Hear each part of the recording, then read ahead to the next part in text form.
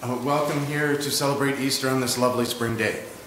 I heard somebody saying, maybe it was Diane was saying, coming in, that this is the coldest Easter in 40 years. Somebody was saying it. And it can't be, because spring was a week ago Tuesday. 20th of March is spring. So, this is not happening. It just goes to show, though, doesn't it? I mean, you can set a specific date, and you can plan for it to happen a certain way, and it's not ever going to do that. Winter does not want to let go. We'd all like very much for it to be over, but sadly winter lets go when it's its own good time, and things move according to however they move, whether we want them to do that or not, which is kind of what Easter is like. Let me say that differently. I think that's what we really want Easter to be like. We want Easter to be that day after that week that we just had. We want Easter to be that day where we can flip a switch and instantly everything is happy.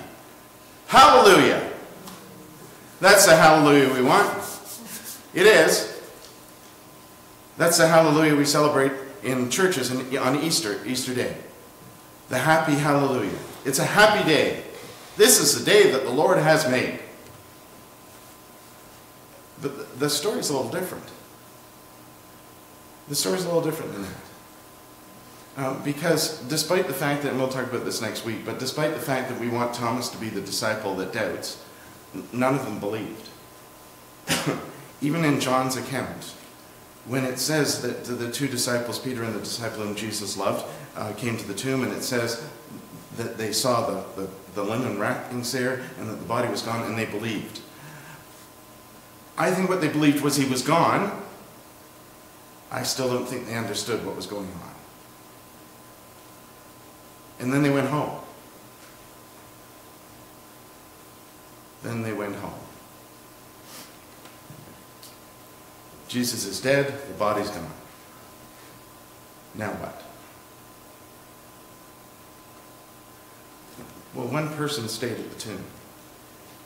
One person was willing to stay at the tomb in their grief long enough to find something. It was Mary that stayed. It was Mary that was the first one to see Jesus. And when she goes and tells the disciples, I'm pretty sure they go, no, he's gone. Mary was the one who realized that winter wasn't over yet, and was willing to stay in it long enough to see it through. There's a wonderful line in the song they just sang, a holy or a broken hallelujah. The hallelujah, the first hallelujah of Easter, is not a cry of joy. It's not enthusiasm. It's not, oh my goodness, it's amazing, yay, bring on the eggs. It's a different kind of hallelujah. It's that hallelujah that springs from the moment of realization when Mary sees Jesus alive. The resurrection doesn't happen in the bright light of day. It happens in the darkness of the tomb. For all of the cuteness of that video we watched at the very beginning today, that children's telling of the story, that is what happened. Jesus was alive in the darkness. That's where the first hallelujah of Easter springs from. It springs from hope. Not joy, hope. From the darkness of the tomb comes new life. From the darkness of the soil will come eventually will come new life when it's ready. Can we force it to happen? No. Can we force everyone to be happy today and say, hallelujah, everything's just great? No, because we live in a world where that is not possible. But a hallelujah of hope is something different.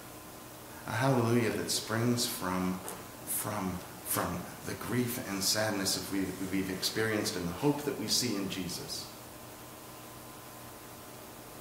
That's the hallelujah of Easter. The first hallelujah. The time will come for celebration later, but the first hallelujah springs from the darkness of the tomb. New life. Jesus is alive. Jesus is alive in all of us. All of us experience that differently. You can't just flip a switch and make it a new season, a new life. That experience grows out of the darkness of the tomb. Hallelujah. Jesus is alive.